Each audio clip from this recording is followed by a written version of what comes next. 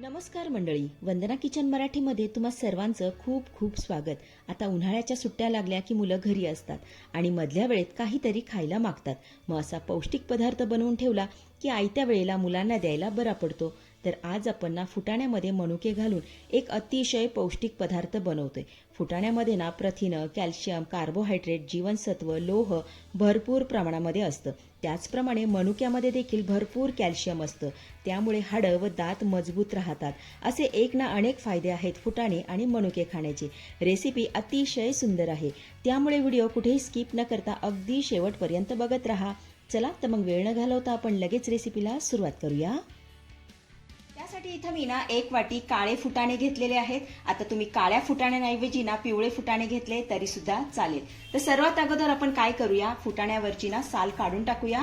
त्यासाठी फुटाणे मी ताटामध्ये काढून घेतेय. आता हे फुटाणे ना आपल्याला चोळून निघेल तेवढी साल काढून टाकायची आहे. अशा पद्धतीने छान असं चोळून घेऊया.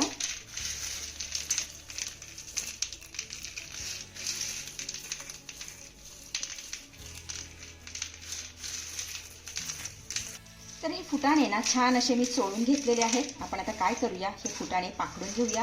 हे बघा अशा पद्धतीने यामध्ये साल आपल्याला काढून टाकायची आहे.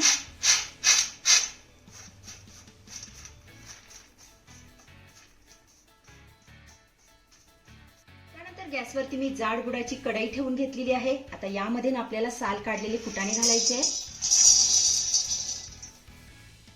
ज्या वाटीने आपण फुटाणे मोजून घेतले सेम त्याच वाटीने 1 वाटी मनुके यामध्ये घालूया. सोबतच 1 वाटी यामध्ये आपण मखाने घालूया. त्यानंतर एक छोटी वाटी किसलेलं सुकं खोबरं घालायचं आहे. आता गॅसची फ्लेम आपल्याला मीडियम ठेवायची आहे आणि मीडियम फ्लेमवरती हे सर्व साहित्य आपल्याला 2 ते 3 मिनिटं भाजून घ्यायचं आहे. छान असं मिक्स करून घेऊया.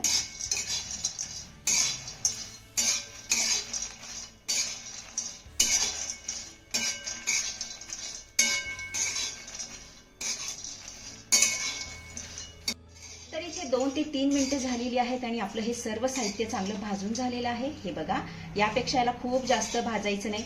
यामध्ये असणारा दमटपणा फक्त आपल्याला घालवायचा आहे, एवढंच भाजून घ्यायचं आहे. आपण आता हे काढून घेऊया आणि थंड होण्यासाठी थोडा वेळ बाजूला ठेवूया.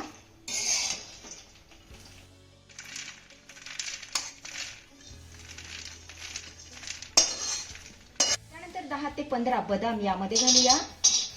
सोबतच 10 ते 12 काजू घालायचे. हे काजू आणि बदाम आपल्याला हलक्या सोनेरी रंगावरती चांगले खरपूस भाजून घ्यायचे आहेत.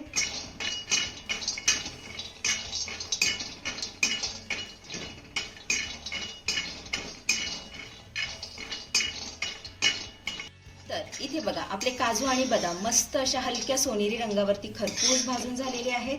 हे देखील आपण काढून घेऊया आणि थंड होण्यासाठी थोडा वेळ बाजूला ठेवूया.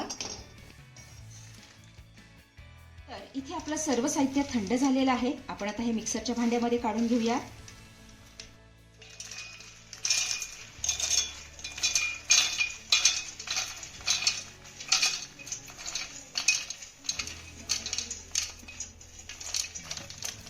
त्यानंतर 4 ते 5 वेलच्या सोलून घेतलेल्या आहेत, यामध्ये घालूया. त्यानंतर याला झाकण लावायचंय आणि मिक्सरवरती बारीक असं फिरून घ्यायचंय.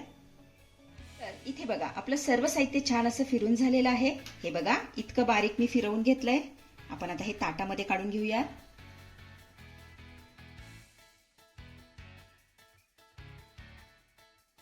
त्यानंतर यामध्ये आपल्याला 1 चमचा वितळलेलं साजूक तूप घालायचंय. छान मिक्स करून घेऊया.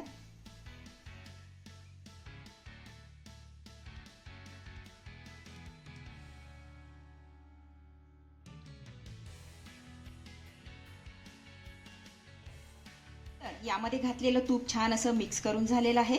तर आपलं हे लाडूचं मिश्रण बनून तयार झालेलं आहे. आपण आता लाडू वळायला घेऊया. तर लाडू आपल्याला खूप जास्त मोठा वळायचा नाही, मुलं खायला कंटाळा करतात. त्यामुळे असा छोटासा नाजूक लाडू वळून घ्यायचा आहे. हे बघा अशा पद्धतीने.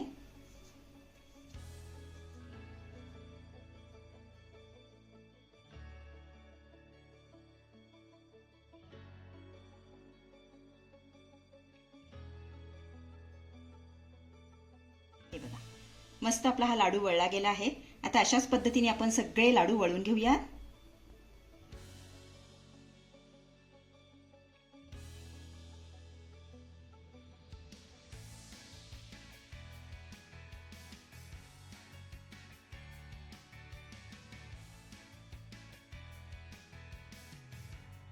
तर सुट्ट्यांमध्ये मुलांना मधल्या वेळेत खाण्यासाठी अतिशय पौष्टिक असे लाडू बनवून तयार झालेले आहेत.